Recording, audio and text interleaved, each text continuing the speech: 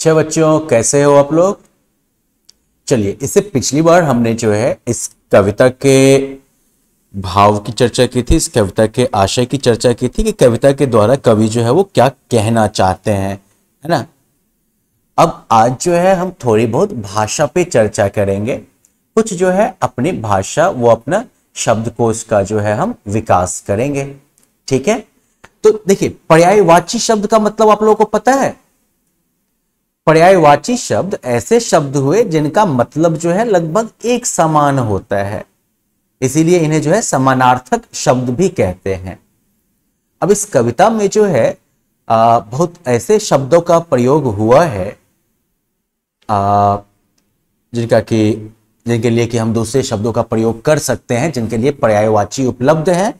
तो अब जो है इस लेसन के दौरान जो है हम लोग ऐसे ही कुछ पर्यायवाची शब्द देखेंगे, खोजेंगे। तो यहां पर आपको क्या करना है कि प्रत्येक पंक्ति में जो शब्द पर्यायवाची नहीं है उन पर गोला लगाना है।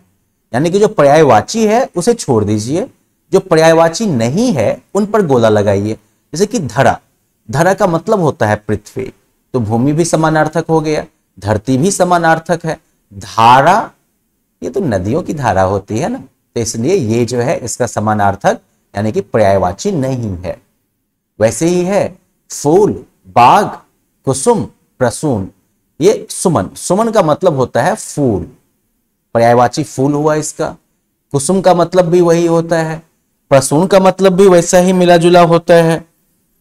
तो फिर उपयुक्त क्या रहेगा?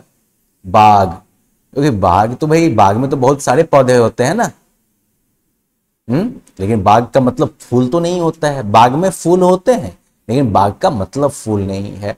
वैसे ही जग, तो विश्व, दुनिया, संसार, देश, इनमें से कौन सा उपयुक्त होगा? तो देखिए, विश्व, दुनिया, संसार ये सब सही है। देश तो जग का एक हिस्सा हो गया ना।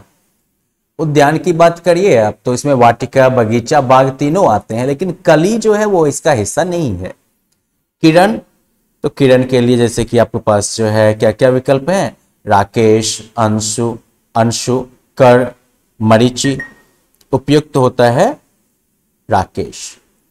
अब अगले प्रश्न में आपको जो है विलोम शब्द खोजना है, मतलब उल्टा।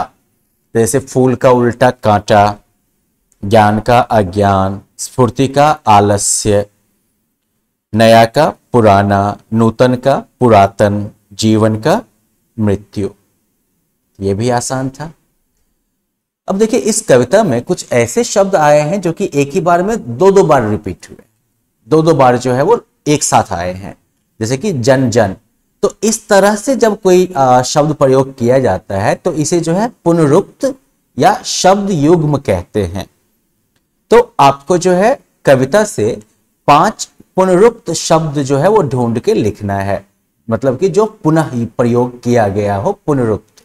तो जैसे कि युग युग, नई नई, कली कली, फूल फूल, शत शत। ठीक है,